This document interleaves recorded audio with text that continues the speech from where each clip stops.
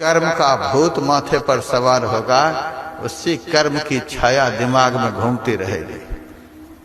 सारा जीवन जो कर्म आपसे होगा, उसी कर्म की छाया अंत काल में पड़ेगी और उसी कर्म के अनुसार आपका शरीर पूरा होगा।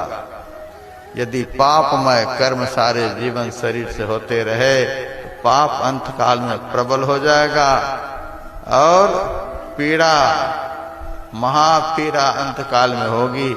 और उसी पीड़ा में जब शरीर पूरा होगा तो उस पीड़ा को लेकर जो शरीर पूरा हुआ, वही संस्कार अगला जन्म में साथ में जाएगा। अगले जन्म में भी पीड़ा ही पीड़ा। जैसा संस्कार लेकर के जन्म लिए हैं, वैसा संस्कार का फल भोग रहे हैं। जैसा संस्कार लेकर के मरेंगे, अगला जीवन वैसा ही होगा। आगे का जीवन सुधारने के लिए अंत काल में पीड़ा नहीं हो, सुख मिले, आनंद मिले, उसके लिए क्या करना होगा?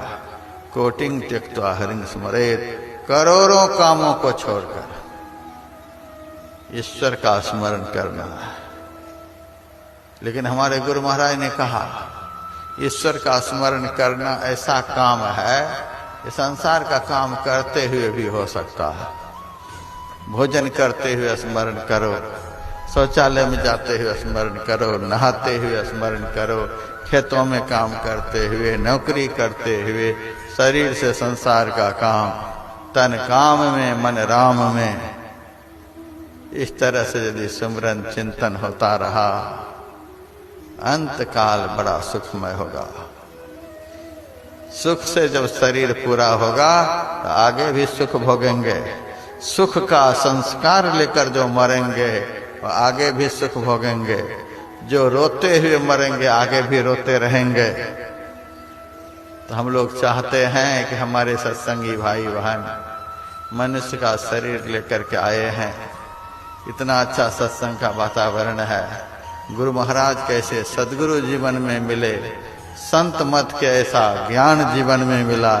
इतना सुंदर सुहावना सुअवसर सबको प्राप्त है, तो भी दुनिया से हंसते हुए नहीं गए।